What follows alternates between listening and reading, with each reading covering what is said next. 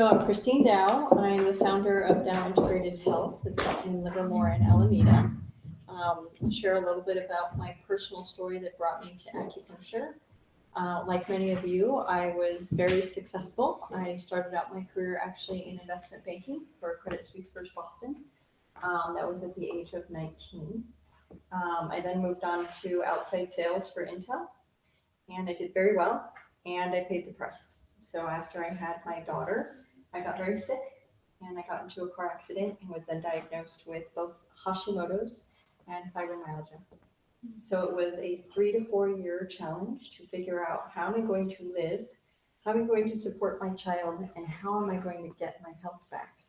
And so this has been my journey, and now my mission, just like Rena's, to bring what I know to the public and help them get better. So that's why I have Dow Integrated Health. Dow actually means the path to enlightenment. So even though it was my last name, the reason for the name of my business is because it's a path, it's a journey to figure out, one, how to take care of yourself, how to put the gas mask on first, and get out of this thinking that we got to take care of all these things or other people's requests. And then what are all the things that are on the path to feeling better, stopping the bloatings, healing the thyroid, whatever it might be. And how do we do that? It's a journey. It's not a pill. It's not simply a meditation. There's a lot of components. So as you'll see in the ebook, there's many, many steps, and I continue to make more. And I share those as I make progress and as I get more research. Also, my practice is very research-based. I'm also studying functional medicine and should be certified by the end of the year.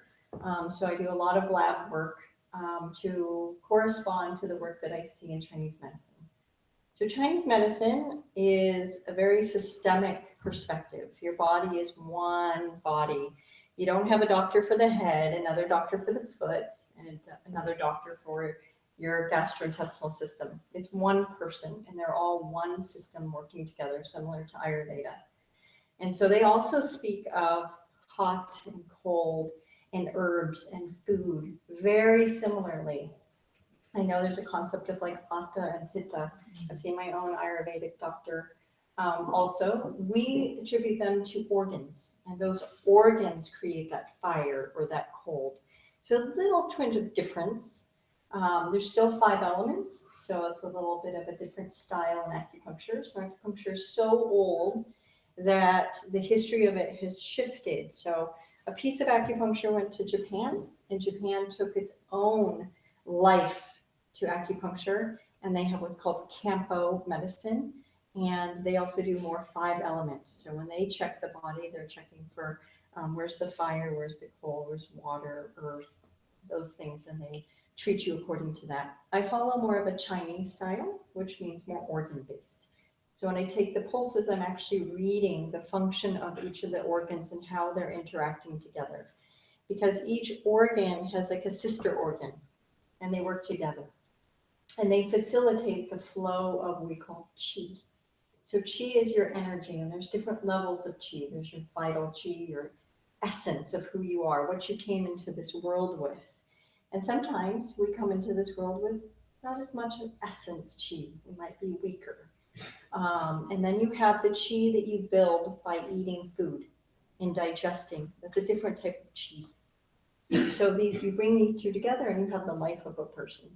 And so my job is actually to move the qi, balance the organs, and balance this concept called yin and yang. It's not yang, it's yang. And so when you bring those things together, you bring health. And so that actually brings me to the point of what is acupuncture? So acupuncture is one small piece of what we're trained in. We're trained in traditional Chinese medicine. So that actually means cupping, which you've heard of, moxibustion. That's where we actually put a herbal stick that's warm next to different points in the body, and that's to nourish. And you're nourished through the smoke of that moxa. We're also trained in Qigong, which is a style of healing with movement, as well as there's medical Qigong, which is almost like a Reiki. So very similar. We're also trained in massage. And then we're also trained in herbal medicine. So when we take our exam, we're actually taking an exam and all those things. So acupuncture is a itty bitty piece of an entire medicine that we're trained in. Additionally, that's really important about Chinese medicine, the same as Ayurvedic, is diet and lifestyle. I'd say my conversation with my patients is 70% diet and lifestyle. Next is acupuncture and the cupping and the moxa. But I spend most of my time there, and that also goes with functional medicine. So functional medicine is also very big on diet and lifestyle and how it will improve the function of different organs in your body. So that's how I bring everything together. So I use the testing to confirm what I'm seeing in the Chinese model, and I use the Chinese model to confirm what I'm seeing in the labs. And I use them together to really get someone where they need to go. That was a process I took for myself and the one I continue to take to keep my health where it is and to even improve it. So that's the style that I practice today. Since I made the topic about pain, because most of us have some kind of pain, and it is the one that's covered by insurance. And so the reason why insurance companies has taken on pain is because, if you're not familiar, the FDA just recently came out and said just how bad your NSAID is. They have asked the public to stop taking NSAIDs at the rate that we're taking them because of the liver and stomach damage being done to patients, because of the rate and the increase in cancer, because of the use of them. They're being overprescribed and overused. So another alternative needs to be provided, and that has been acupuncture. And luckily, there's a lot of great studies, some of which I put there. Many of them are 2016 and 2017 studies for things like arthritis, back pain, autoimmune. You have a pamphlet on. But pain is really easy because many of the times that someone comes in for pain, it's more of a movement of the energy that keeps the cramping or makes the cramping go away. So what it is, it's muscles that have gotten so tight that the blood cannot flow through or the chi cannot flow through. And so when you have that, then you're affecting your entire system, right? So pain is an easy one to work on in some senses. So when you're talking about gastrointestinal issues, well, in my training, I've taken a lot of Japanese training at our school in Berkeley. And so in Japanese medicine, they really start with called the hara, or your digestive. There's also a whole book, an ancient book on, we call it the Treatise of the Spleen and Stomach. And so that actually follows many principles in functional medicine as well, is that what we eat is what we're made, what becomes us, right? We are a function of what we eat.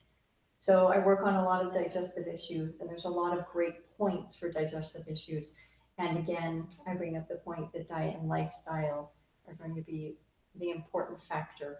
What you have done on the table for your acupuncture treatment can be undone if you walked out and you're very stressed and you then go eat Taco Bell and then you eat your Taco Bell while you're driving on a phone call while your acupuncture treatment has to get updated now because you've just thrown a lot at it. So those are important to keeping your acupuncture treatments going. So if you were to ask, how many treatments do I need? How often do I need to come? That really depends on, one, the condition that you're treating. Number two, your body's response to those treatments. So in the first couple of treatments I give a patient, I'm having a lot of dialogue about, well, what did you feel? Did you get any improved sleep? Did your muscle pain go away? What things did you notice? I also check the pulses, but your feedback is really important in what I call a dance. What we're doing is we're dancing and figuring out, okay, how well is the body communicating with what I'm doing to it? And then based on that, we figure out a plan. And so the first few treatments are a lot of discovery on how do we dance together? And how does your body work and respond? And then based on that, we go from there. So for pain, so I have arthritis. Arthritis is one of the big ones. I don't know if you're familiar, but arthritis is one of the top diseases for the United States. We don't have many solutions. The understanding of arthritis is really in the middle of shifting right now. Our understanding of the gastrointestinal system is changing that dramatically. So what they've discovered is a spleen actually creates a lot of inflammation in the body. So back to the Japanese acupuncture or traditional medicine model, that what you do here will create a systemic effect, then treatment of your digestion is key in reducing any arthritic inflammation. So any arthritic condition will be improved by working with digestion. Celiac is something that's really important. As you may or may not know, leaky gut is starting to get into the foray and the understanding, thank you to many people at Stanford, working on the research of how our intestines actually assimilate food. How does it work, and how are we getting these problems in the intestinal system? And so whether you have symptoms or not, most often I can say getting off of a gluten-free or having a gluten-free diet will help any arthritic or pain condition. It is so inflammatory. We don't understand why. Our theory at the moment is that the genetic modification has made it so that our body doesn't understand or recognize the wheat that we're eating, and so it's reacting to it. And that's a pretty good theory, right? We didn't have this kind of problem with wheat for thousands of years, but all of a sudden in the last 50, we have the highest response to wheat. So it seems to make, I think it's a good theory. We'll see in the next 10 years what's get proven. And so again, diet is really important. And then with acupuncture, so generally in a treatment, what I do is I have a patient come in and check their pulses. And then what I do is decide a treatment plan. And that's based on what the organs are telling me needs to be corrected, which organs need to be boosted, which ones need to be calmed down, and which ones need to talk better to each other, the communication between the two. And so points would be selected based on that. And often for any more chronic condition, I use more of a Japanese approach than a Chinese approach and do lighter needling. I also use the back. So the back of our body is actually where we nourish the organs in traditional Chinese medicine. And so I utilize those points on the back so that we can nourish as well as move anything that's in the front. And that has proven to be most effective for my more chronically ill patients. Now, if you're someone who's robust and you're a guy who's just coming in, you have some low back pain, that may not be the process I'm going to take for them. So it really depends on the person. But typically you'll lay down, I'll check your pulses, and then I'll select points. Then what you do is you will lie there for about an hour, and the goal is to have you relax. And if I can get you to fall asleep, even better. Because when you fall asleep, you're really allowing everything to work. I come back, I check your pulses, and I see that I'm getting the results I want. So what I'll look for in your pulses is that the ones that were deep or not really sufficient in what they had there have risen. Or the ones that are way too loud have calmed down, and that we have something more balanced. And that's the goal that I look for. And when I have not achieved that, I will add needles. Not all acupuncturists take this approach. This is my approach, and I find it very effective. So I don't stop working until I've created that balance for the patient. So I may come back 2-3 times. It really depends. And in a treatment, you may also have moxibustion. You may have cupping. You may have massage. You may have whatever I determine needs to be done to get you where you need to go. So I hope that makes sense. So that's a good overview of acupuncture, my treatment methods, and how the process would go for a treatment. Typically, how long is a session? A session is typically an hour. Yes, it's about 15 minutes of reviewing how you're doing, and then the treatment. And I also do that while I'm talking. So, but it's an hour long. Yeah. The first treatment is an hour and a half.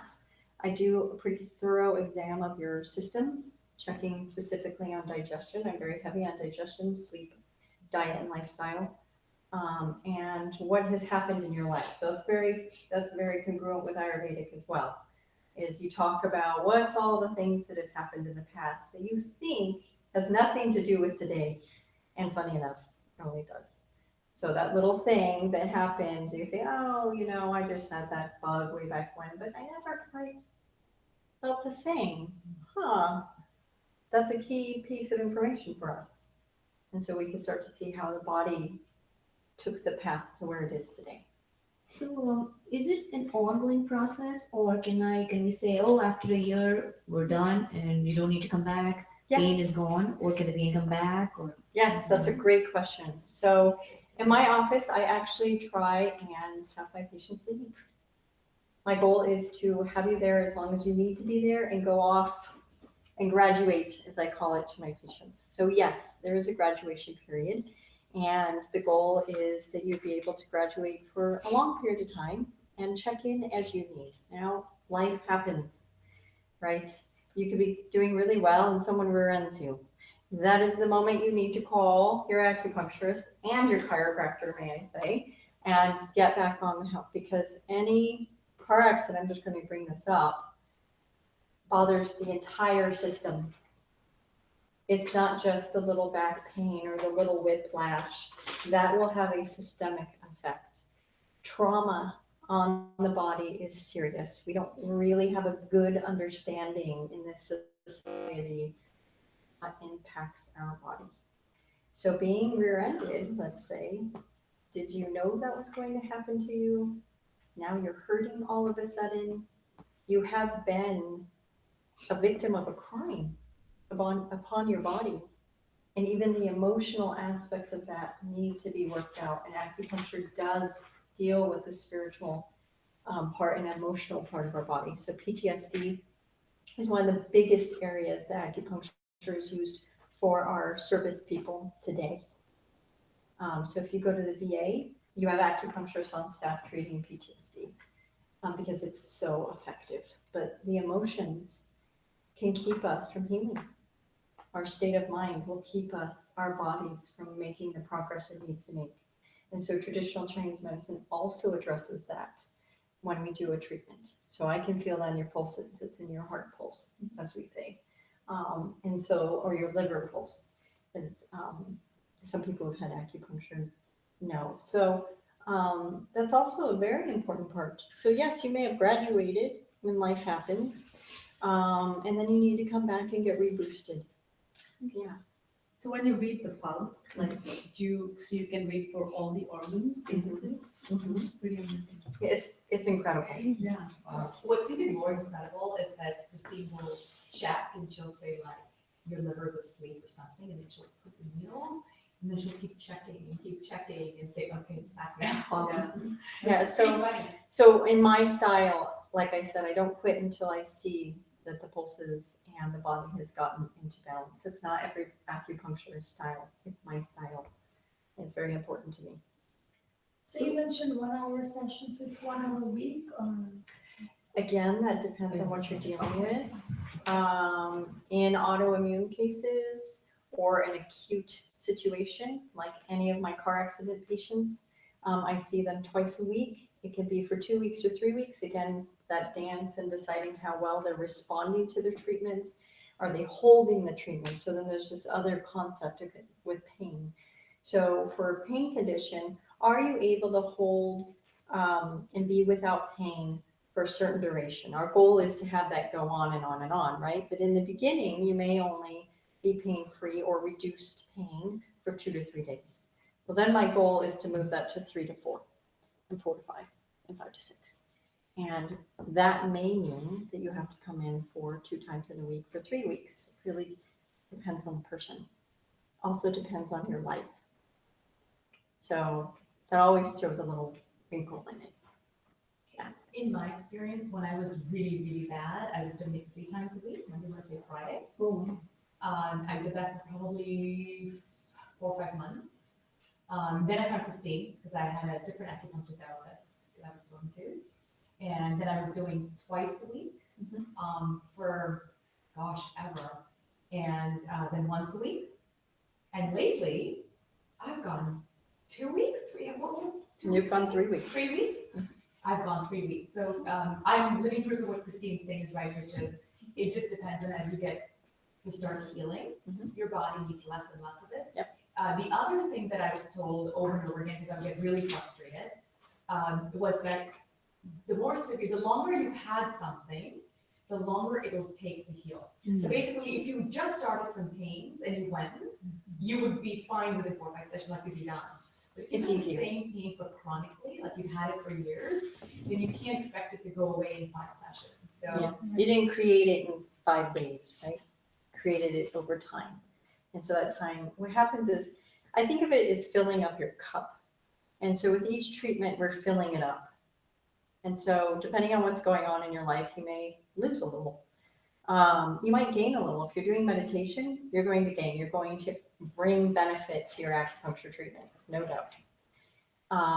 So as we fill up that cup, we're trying to fill it up fast enough that the body can hold on to it and take it with it. So that's really the goal, is that you would fill it up so much and you'd be completely full and healed that then you can just keep going about your life. And then you've graduated.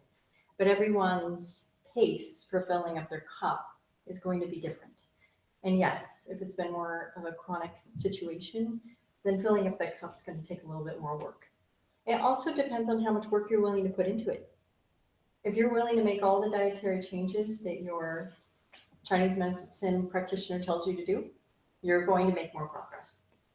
If you take all the supplements they recommend, you're going to make more progress. So there's a lot of things in your hands that can help benefit your graduation date to be sooner, just like an education. So can your acupuncture also be used for weight loss or? It can be used for weight loss. I personally do not do weight loss treatments. Okay. I use diet for that. Okay. I Do you found that also most effective. provide diet, whatever, like, do you tell your patients what to eat? Oh, or- yes. oh yeah, she does. She's very, she's very dominatrix about it. I am. Get some liver. I would say that diet improved my health dramatically. I'd say it's 60-70% of what got me out of a chronic fibromyalgia painful state, was changing my diet. I have a recommendation for many functional medicine doctors who have books out there, and the diet that I prescribe to my patients is because I have seen those results, because there's science behind it, and it's working for my patients as well. So, yeah. So I have I don't know whether it's an objection or what, but so my doctor says, okay, don't eat sugar and don't eat carbs. And then I told her, I said, but this only wants sugar and carbs. So So let's talk about that. I mean, it's good because I understand where everybody, all the providers say, oh, this is good for you, do this, do this, do this. But I just want to go to work and then hit a bar and then, stay up till 2 o'clock and then, I mean, so it isn't that, I'm just kidding, but you know what I mean? I just want I to do. have a piece of cake or something like that. It's like almost like you want to or you need to, so. So then I get in- Like, do you have a, Right. So then there's the conversation of, do you have something in your body that is driving you? Yeah. So SIBO, Yeah. which is a really good one. I craved sugar probably and lived on sugar, and it turns out it was the bacteria craving it. not Right. me. So when we have parasites or high amounts of yeast and candida, these things living within us, they are requesting those foods. Right. You are not. And so that's a really big distinction. That is where functional medicine is very key. And that's also why I use it, because then we can do lab tests and figure out, do you have something going on in your body that's driving this craving? So when I have a patient who just absolutely cannot walk away from sugar or carbs, most of the time you've got someone else driving your bus, not you. And that's really important, because they're going to continue to deteriorate your body, because no longer are you feeding yourself the nutrients that you actually need to keep going. They're eating it all. So you want to get those things out. Mm-hmm. So more often than not, you probably have something like that needs to be tested. Yeah, sorry. That's where Chinese medicine, doesn't have as much. I can feel it in your pulse. I can say, oh, wow, your digestion is off. But I can't make the connection to why. And that's why I actually went to functional medicine and added that to my toolbox because I want to know why. Why is it not working? Why are we not making the progress there? And I want to see a test result just as much as everyone else. And I want to say, okay, well then we need to do this and this. So that's why that was added. And anyone who knows me from way back knows that I literally lived on sugar. My breakfast, lunch, dinner, salad, everything was sugar. And now the placebo is gone. So I've been sugar free. Like I've not eaten sugar in over a year and a half. Anything at all? Nothing? And just yogurt with like 3 grams. So that's it. No sugar, no cookie, no cake, nothing. No sugar. I do stevia. So I'll put a little I'll make a little quinoa key and I'll put a little stevia in it, but 0 sugar. So it is possible, but you gotta get that crap out of the body. But yeah, no sugar. How did you get that? Little bit sugar is I okay, had to like take little bit it, sugar. but there's a lot of Sometimes you want to eat something. So you're having a different conversation. It depends. So if your body is pre-diabetic, absolutely not. If you have an autoimmune condition, absolutely not. If you have arthritis, absolutely not. The reason why is sugar increases inflammation in the body. It feeds cancer. I don't know if you're familiar with that. I had a training by UCSF, the oncologist there, and the first thing he tells patients is, if you want to live, you get off sugar. Yes. Why? Because Yes, it's yes. the fastest food to grow a cell. Well, who's going to take that sugar? That's The tumor. The tumor will take it. No. So if you want to grow all the wrong things in your body, Somewhere between eat sugar. 20 and 40 And you'll feed all the wrong things. So as long But as how much do you want to have? You think. But we're an industrialized food society. We are not following our actual genetic decision of what we're supposed to eat genetically. So what did our ancestors eat 1,000 years ago? My ancestors, being Native American, did not eat sugar. We did not, So, and that's also important. What is your genetic background? Well, I'm Native American, and I'm Mexican, and I'm European, but I got the great O positive. So I'm very, my body is made of more of a native origin. And so I need to eat more native food. And that's the foods that feed my body best. I don't have gas and bloating when I follow more of a native paleo diet. Those are what my ancestors used. Now, if you think about it, let's be really logical. Our bodies do not change as quickly as our society would like to tell us it does. Our genetics are made from thousands of years ago, and the foods that we understand that we can eat are from thousands of years ago. It's not Amy's microwave TV dinner. It is not Taco Bell, and it's not Dunkin' Donuts. It's not. We have not shifted. Our body's genetics have not shifted to adopt these foods, and that's why we're having these problems. It's one of the key reasons why we're all so sick. And so if we can get control of our mouth, not to be harsh, but I have it too. Like this weekend, I went to a buffet in Las Vegas, and oh my goodness, did it call, come to me. And what happened? Okay, just one. And then you want to have friends with me, and 10 pieces later, oh my gosh, I feel horrible, right? So I actually welcome my patients to fall off of their diet. Huh? Did you really eat this week still? I really did. Okay. I did. And you know what? You know what positive of that is? I remembered why I don't want to. So keeping to your diet isn't always the best thing. Sometimes you need to fall off to remind yourself why it was that important. So now I'm sitting here going, oh, I don't want sugar again. I feel disgusting. I feel bloated. I feel greasy. I feel all these things. But now I remember very acutely why I don't have that in my diet. So I actually say, sometimes falling off is a good thing. Yeah. You remember why. The sugar is also an addiction. They found out. It is an There's addiction, huge yes. research and it's actually Serotonin. addictive. That's Yes. what it is. So it does affect your serotonin and dopamine levels. Yeah. And when you mess with serotonin and dopamine, you're actually affecting your hope and your happiness. And so what happens is it works like cocaine in your brain, and it actually works in the receptors where cocaine goes in your brain. And so you actually, if let's say you start here, this is where you were before you ate your sugar. You jump up here and you're like, oh my God, I'm feeling great. I feel so happy. The world is wonderful. 30 minutes later, you're down here and you actually have created a depressive state in your body. Your body is now depressed. And so what's the first thing it's going to ask for? The thing it had before. No difference than drugs. Opioids, yeah, cocaine, any of these drugs that give us this instant feeling of happiness. That's what we want. So yes, it's also an addiction. So get to some of the research on acupuncture.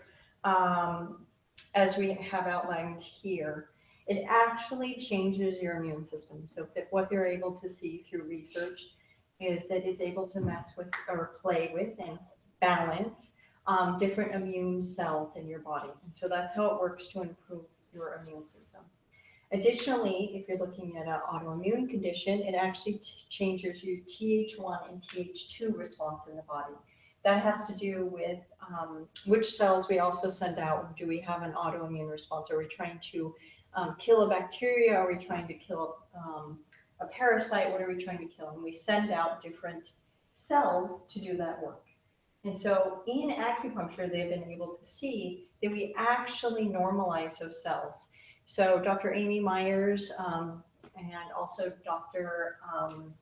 Isabel Wentz, they have in their books how the Th1 and Th2 response changes for those who have a autoimmune thyroid condition. So acupuncture is actually showing great benefit for those with autoimmune conditions, and it's really important for work with the thyroid. So that's one area. Then what they've also found is that acupuncture stimulates what's called glial cells. And the glial cells are the cells that actually talk to the central nervous system. And so when you're able to activate those cells, you're actually able to relax the body and reduce pain. Furthermore, in studies, we've been able to see that we reduce inflammation. And that also reduces pain, right? So if you don't have as much inflammation, you don't have as much pain.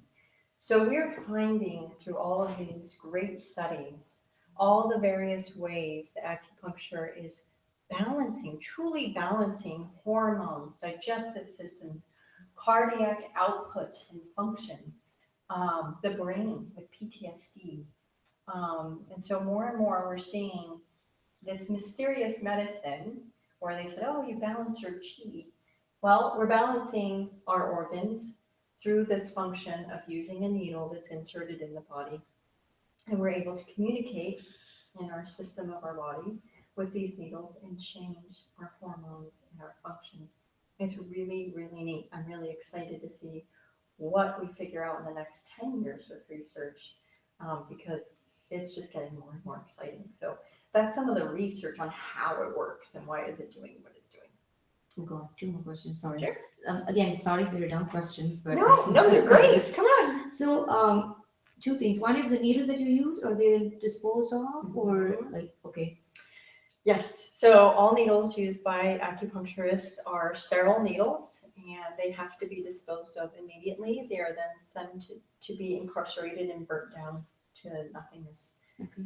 So yes, they're Okay. never reused. The other one is, so if let's say someone's on medication, so it's okay to go parallel, have acupuncture and be taking your medication, or that's okay to, okay. Acupuncture is very safe to be done with medications. Where you start to need to be more careful is when you're starting to get herbal prescriptions. And so then you need to make sure that your acupuncturist understands the dynamics, the pharmacodynamics, which we are trained in, of both the medication you're on and the herbal remedies to determine whether they're going to create what's called a cofactor. And so some herbs can have a medication stay in the liver longer. That means its effect is actually going to be stronger. And so it's really important to understand what herbs do that in the body and which ones don't, which ones help eliminate. And so those are really important questions. And so training and being confident about which herbal prescriptions you provide to a patient on medications is really, really important.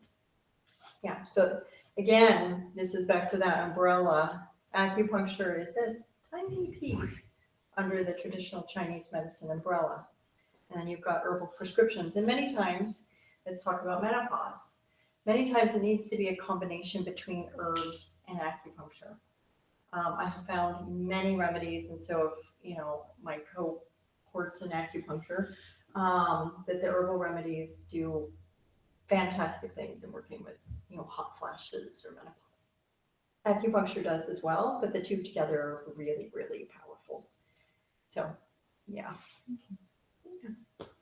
Any other questions? No. Okay. Well, I really thank you for your time. I hope that I have provided an overview from Western research to just kind of the methodology of Chinese medicine, the piece of acupuncture and how it facilitates. It's under this bigger umbrella. And then please feel free to give me a call or read the pamphlets I've given you to help understand more about what it can do for you. And we can start the acupuncture now. Yeah. Yeah. Could you take pulse reading as well? You take it to the pulse reading and the acupuncture? I can take the pulse. I do have to forewarn you, my hands are That's okay. or just a cup of warm water. Did you want? I did not bring my phone. I brought everything else. This is but not not any of your information. My phone is on here. Oh, there, okay. Okay, what's next?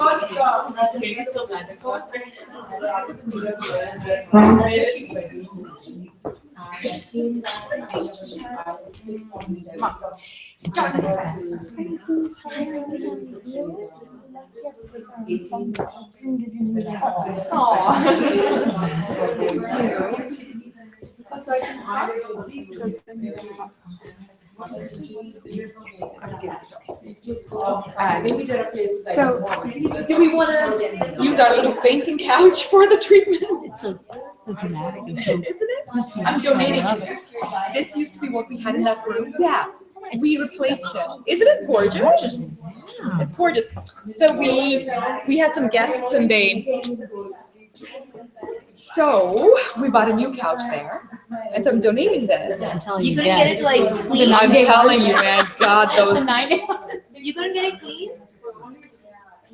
Come and see. It's just. See that? They dropped a bunch of stuff. Oh boy, okay. Oh my. Oh, come see it.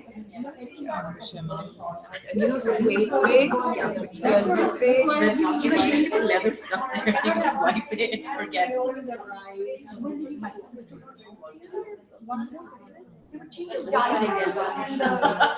Okay. Did you move me guys? What are you doing?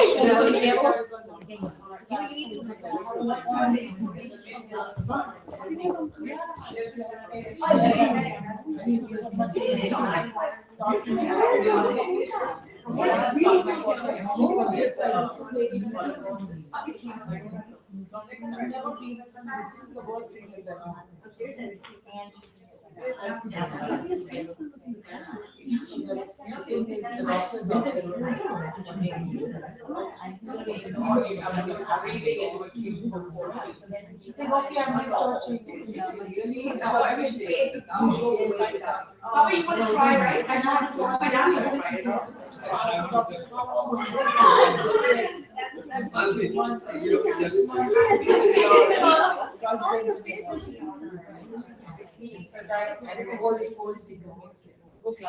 But then, whenever I leave,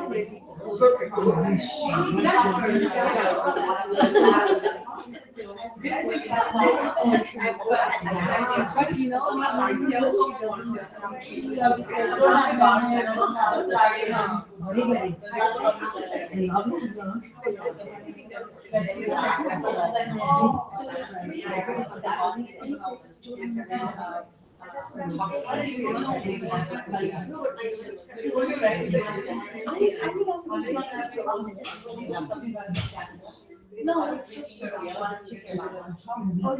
there is some kind of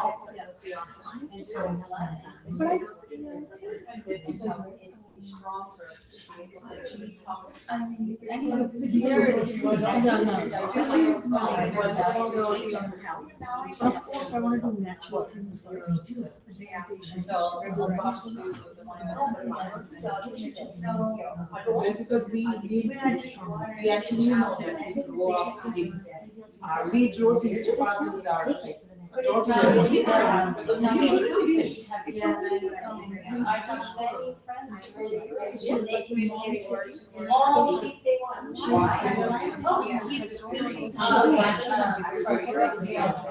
She lost a lot of weight. No, that's like those people they eat and they are 27 but she was losing. So that's why it's not so they remove the thyroid. So it's so now she has to Replace.